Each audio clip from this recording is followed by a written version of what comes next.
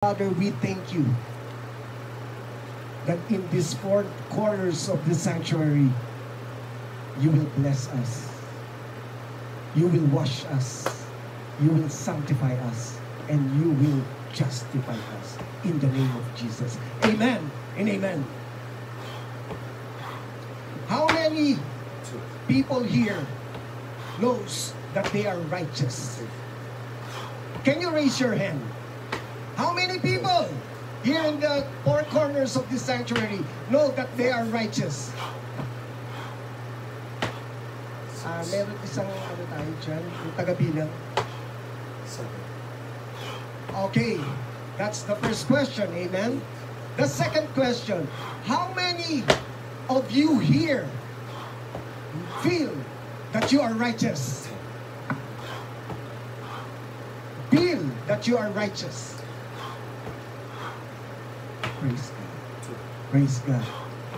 We know that we are righteous and we feel that we are righteous. Amen? Marami sa atin ang tama ang katayuan sa ating Panginoon, Diyos. Ngunit, marami rin sa atin ang hindi alam ng ating mga puso o nararamdaman na tayo ay may magandang katayuan sa ating Panginoon. Alam niyo yung katayuan? Your standing with God or your righteousness with God. Tinanong ko kanina kung alam nyo na kayo ay matuwid sa harapan ng Diyos. Some of you, raise your hand. Minsan nahihiya pa. Bakit kaya? Yun yung malaking question ngayon. Karugtong ng question. Bakit kaya? Tinanong ko kayo ulit. Marami sa inyo dito na nararamdaman na kayo ay matuwid. Then again, I look at you. At some of you, raise your hand. Dapat po, ito yung dapat nating baunin. Amen? Sabi dito, those who don't feel righteous, feel anxious. Nahihiya kayo? O natatakot kayo? They lack real peace. Nagkukulang kayo ng kapayapaan kaya hindi kayo nagtaas ng kamay. Of course, you don't base on your faith on our feelings, but feelings should follow faith. Dapat sumunod to. Hindi tayo yung sa nararamdaman lang natin. Bagkus, ang pananampalataya ang susunod. No? Feelings should follow faith as surely peace and joy follow righteousness. Ang ibig ko pong sabihin dito, yung tanungin ko kayo, kung sigurado kayong nakikilala nyo na ang katayuan nyo sa Panginoon, yung iba hindi nagtaas. Kapatid, this is the good news. Yung isa rin, na tanong ko kanina, nararamdaman mo ba na matuwid ka sa Panginoon? Mga kapatid, yung hindi nagtaas, ito po yung good news. In Christ, we are righteous. Sabihin nga natin,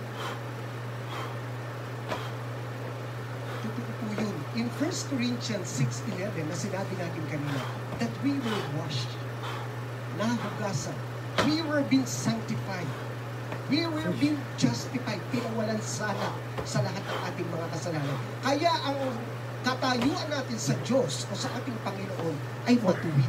Dahil ang nakikita niya sa atin, ang katayuan ng ating Panginoon na nakipagkaisa tayo.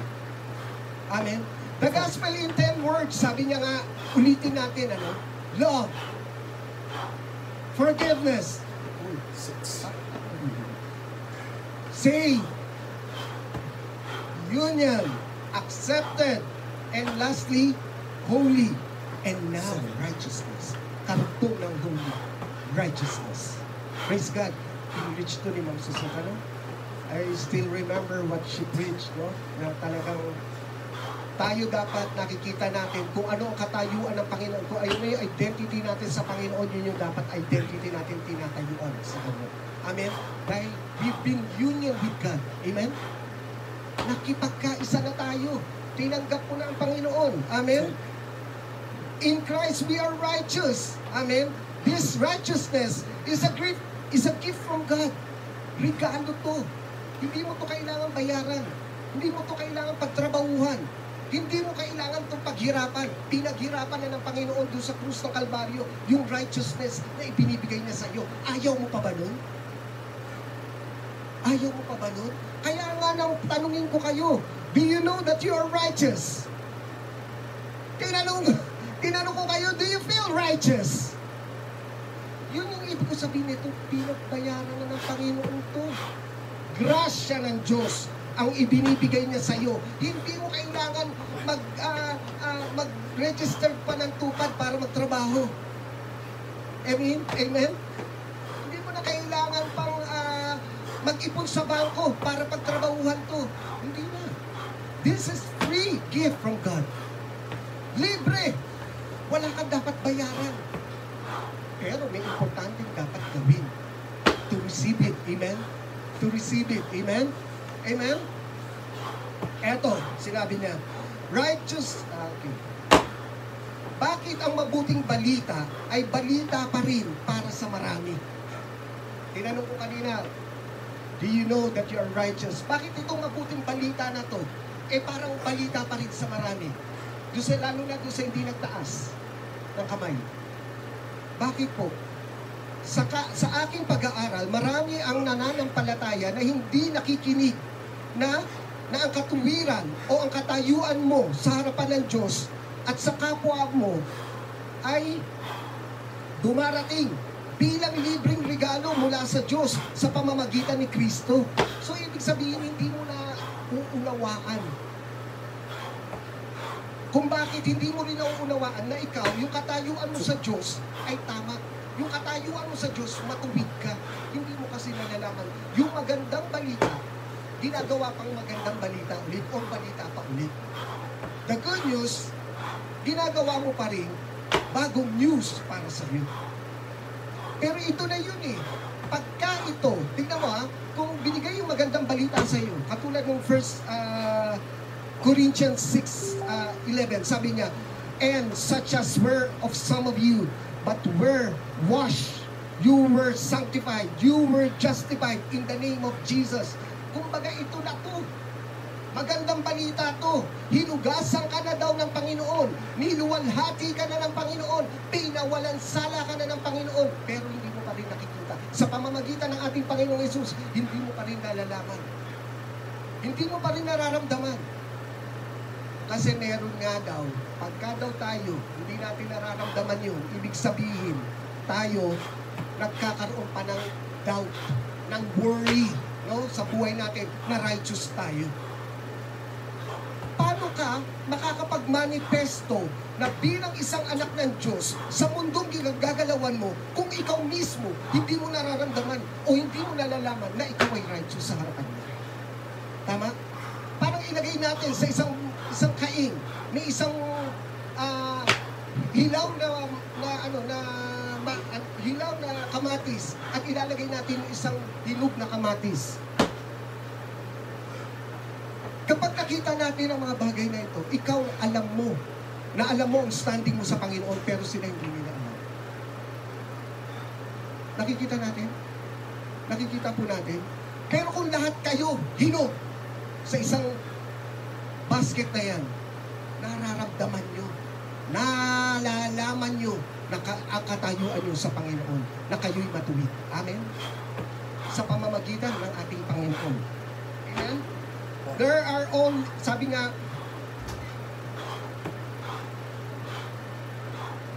okay, sabi niya gano'n na righteousness is a life and nature of God. Alam mo ba na ito yung buhay ng Panginoon at ito yung mismo tinatawag na nature, yung kalikasan ng Diyos. Hindi mo maaalis to na may kalikasan ng Diyos na siya ay matuwid. Kung kalikasan ng Diyos ang pagmamahal, ito hindi mo maaalis na ang Diyos ay matuwid sa atin. Na ang Diyos ay matuwid. Amen? Nakikita natin, church? Kaya naman, sabi niya ganon, una, first thing first, sabi niya ganon, receive Christ's righteousness. Sabihin nga natin, receive Christ's righteousness. But seek first the kingdom of God and His righteousness, and all these things shall be added unto us. So anong ibig sabihin nito? Matthew 6:33. Na tayo, first thing first, ibig sabihin una sa lahat, ng una sa lahat. Na sinasabi dito, kailangan saliksikin natin. Saliksikin natin ang kalooban ng Diyos. Ano ang kalooban ng Diyos? Ang kanyang katuwiran, ang kanyang katuwigan, or kanyang righteousness sa buhay natin. O sa kanya, di ba? Una daw sa lahat, saliksikin natin ito. Hanapin natin, no? Hanapin natin na tayo matuwid sa harapan niya. Saliksikin natin ito. Sabi niya nga, people who is sin conscious don't seek God's righteousness. Kapag ka ikaw, sin conscious ka, hindi mo iniisip na ikaw ay matuwid or righteous. Kasi ang iniisip mo, sin conscious ka eh. Nag-get natin, church? Kasi ang naiisip mo lang, panay kasalanan. Naku, nagkasalanan naman ako. Naku, huwag yun ang isipin mo, matuwid ako sa harapan ng Diyos. Nagkamali ako, He will be washed. Ang Panginoon ay patuloy niya akong uhugasan. Isa-sanctify niya ako. I-glorify niya pa rin ako dahil nasa Kanya. Amen? At ni-receive mo yan, tinanggap mo. Tinanggap mo. Number 1, receive Christ's righteousness. We need to change our mindset. Kailangan natin baguhin to eh. Pag hindi natin to binago, alam niyo po ba may dalawang bagay o may dalawang kinds ang righteousness? Ang self-righteousness. Sabihin natin self-righteousness. At Christ's righteousness. Ito po, nagpapatunay sa salita ng Diyos. Dahil hindi nila kinalala ang pamamaraan ng Diyos upang gawin na matuwid ang mga tao at nagsikap silang gumawa ng pansarili nila. Tagalog ko na, pansarili nila. Gumawa ng pansarili nilang paraan. Hindi sila nagpasakop sa paraan na tinakda ng Diyos sapagkat si Kristo ang kaganapan ng katwiran. He is the fulfillment of our righteousness. Christ is the fulfillment of our righteousness. Ito po yung sinasabi. Pag hindi mo ginawa yan, self-righteousness ang pinaiiran mo. Dalawang klase lang ng righteousness meron dito sa mundo. Ang pinaiiran mo yung sarili mo lang. Katwiran. Sarili mo lang na pamamaraan ang ginagamit mo. Ito ang Christ's righteousness. At lubos ang pakikiisa mo sa Kanya. Ang aking pagiging matuwid ay hindi sa pamamagitan ng pagsunod sa kautusan, kung hindi sa pananalig kay Kristo. Yun ang magkakaroon ka kung gusto mo magkaroon ng Christ's righteousness. Yung pananampalataya na meron ka, na ang Diyos o ang ating Panginoon ang nagbigay ng buhay doon sa krus ng Kalbaryo, kanyang pinagdaanan. Siya ang namatay, napako, at huli, ikatlong araw, siya'y nabuhay na muli para sa iyo, para bigyan ka ng righteousness na yan. Yun din ang nakikita ng Diyos na taglay mo kung bakit pwede mo sabihin, alam mo ang righteousness mo. Hindi yung righteousness mo pansarili, pagkos yung righteousness na dumadali sa iyo sa ating Panginoon na nagmula o sa pamamagitan ng ating Panginoon Jesucristo ang iyong panghahawakan. At yun ang makikita ng Diyos sa iyo. Amen? Hindi po kayo nagpapasalamat doon. Righteousness ng Panginoon. Dahil kung tayo, hindi tayo umabot sa pamantayan ng Diyos. Mamaya magkakasala tayo. Yung luma natin pagkatao, magkakasalang muli. Pero ang gagawin ng Panginoon, huhugasan niya muli yan. Isa-sanctify niya yan. I-justify niya yan. Tapos eto ka na naman sa harapan ng Diyos. Matuwid ka na naman. Wala ba kayong kamay para doon? Church, pangawakan natin to. Receive Christ's righteousness. Amen? Pangawakan natin. Ibigay natin yung nararapat sa Panginoon. At number 2, live in Christ's righteousness. For in it, righteousness of God is received from faith to faith. And it is written, the righteous shall live by faith. Sabi dito na ang katayuan natin na sa Panginoong Jesucristo, na alam natin, tinanggap natin, ngayong maipamumuhay natin ito dahil ito yung nais ng Panginoon sa atin. The righteous shall live by faith. Tayong mga matutuwid ay kailangan mamuhay sa pananampalataya. Amen? Mamuhay tayo sa pananampalataya. Tulad ng sinabi ko, may dalawang klaseng righteousness. Kung magsa-self-righteousness ka na naman sa sarili mo at sasabihin mo, kaya mo itong gawin, kaya mo lahat na pag-anuhan, magkakamali ka. Only Christ's righteousness can stand before God. At yun ang ninanais ko na pauli natin. We receive that Christ's righteousness. Now we will live in that Christ's righteousness because righteousness shall live by faith. Amen? Yun ang gusto niya sa atin. Ang balita ng Diyos sa lahat ng mga sumampalataya sa Panginoong Jesucristo, ang magandang balita tungkol sa kanyang anak, ang ating Panginoong Jesus, tungkol sa kanyang pagiging tao. Siya ay pinanganak mula sa lahi ni David, subalit tungkol sa kanyang pagka-Diyos, pinatunayan ng banal na Espiritu sa atin. Maari narinig natin ang kanyang storya na namuhay siya bilang isang tao dito. Ang tao ang nagpatunay na naging tao siya. At pangalawa, ang nagpatunay na siya ay Diyos ay ang banal na Espiritu na kumikilos din sa atin ngayon. Nagiget natin, church, na ang anak ng Diyos sa pamamagitan ng isang kapangyarihang gawa, ang kanyang muling pagkabuhay, doon pa lang magpapatunay. Walang sino mang tao ang pwedeng magpatunay na siya ay nabuhay na muli. Ngunit ang Panginoong Jesus, pinatunayan ng banal na Espiritu na nabuhay siyang muli at ngayon, naririto siya sa atin. Amen? Palakpakan natin ang ating Panginoon. Yan ang katwiran, yan ang sinasabi kong righteousness na binigay ng Panginoon. Ang muli niyang pagkabuhay na nagkakaroon tayo, kaya pwede tayong mabuhay. The righteous shall live by faith. Amen? Self-righteousness ka na naman sa sarili mo. Righteousness of God is received from faith to faith. And it is written, the righteous shall live by faith. Sabi dito na ang katayuan natin na sa Panginoong Jesucristo, na alam natin, tinanggap natin, ngayong maipamumuhay natin ito dahil ito yung nais ng Panginoon sa atin. The righteous shall live by faith. Tayong mga matutuwid ay kailangan mamuhay sa pananampalataya. Amen? Mamuhay tayo sa pananampalataya. Tulad ng sinabi ko, may dalawang klaseng righteousness. Kung magsa-self-righteousness ka na naman sa sarili mo at sasabihin mo, kaya mo itong gawin, kaya mo lahat na pag-anuhan, magkakamali ka. Only Christ's righteousness can stand before God. At yun ang ninanais ko na pauli natin. We receive that Christ's righteousness. Now we will live in that Christ's righteousness because righteousness shall live by faith. Amen? Yun ang gusto niya sa atin. Ang balita ng Diyos sa lahat ng mga sumampalataya sa Panginoong Jesucristo, ang magandang balita tungkol sa kanyang anak, ang ating Panginoong Jesus, tungkol sa kanyang pagiging tao. Siya ay pinanganak mula sa lahi ni David, subalit tungkol sa kanyang pagka-Diyos, pinatunayan ng banal na Espiritu sa atin.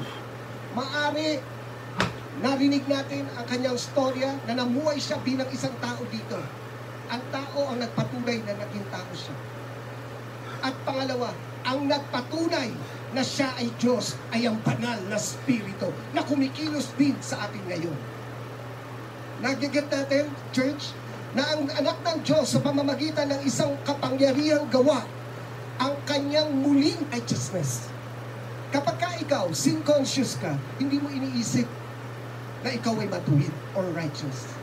Kasi ang iniisip mo, sin conscious ka. Nag-get natin, church? Kasi ang naiisip mo lang, panay kasalanan. Ako, nagkasala na naman ako.